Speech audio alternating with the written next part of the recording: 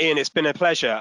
Before we go, because we could talk. I don't feel like we could talk all day. For everyone on the call or watching this today, you know, they're looking to take their businesses to the next level. They've probably got, they'll have intellectual property in the businesses. What would you say? 3 things that they should take away from your experience. All your wealth of experience in commercializing IP and helping people, get their, realize their ambitions for their businesses.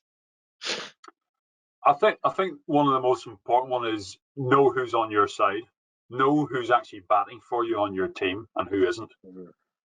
So it's almost like, well, have I got the right team in place, and am I sure that they're actually all playing the game for my benefit?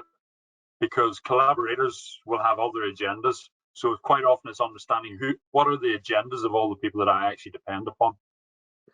And if, again, I had this with one particular client that we were working with. They had a great piece of technology.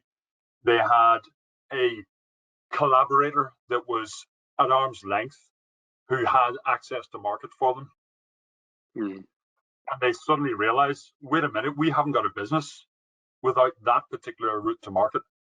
So what we'll actually do now is, instead of having them as an arm's length collaborator, we're now going to invite them to come in and be a shareholder and a director in this business, because we need them on our team, and we can get them on our team if we can actually give them something that they want in return.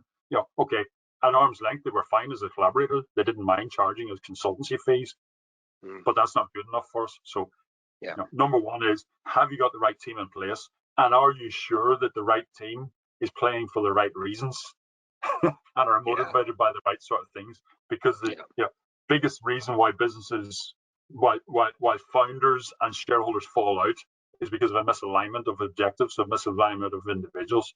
So make sure you got the right number of individuals and the right skills.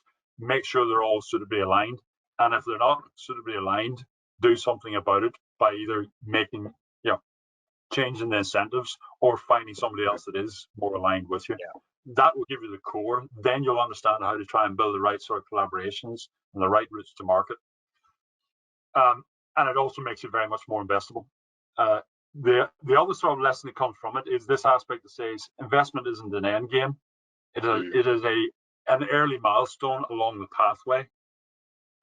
Be clear about what you're expecting from the investors, and be clear about what you're offering for the investors in return.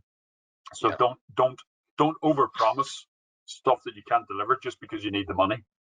Ask for the right amount of money, and be sure that you can deliver what it is that you're actually expecting to have to deliver for that money. It's not unforeseen for some investors, some founders to end up finding that they're not actually involved with their business any longer. And quite often they're not involved with their business because they overpromised to an investor, who then got fed up with the promises not being delivered, and then created a boardroom coup and got rid of the actual founder themselves. Don't get in that situation.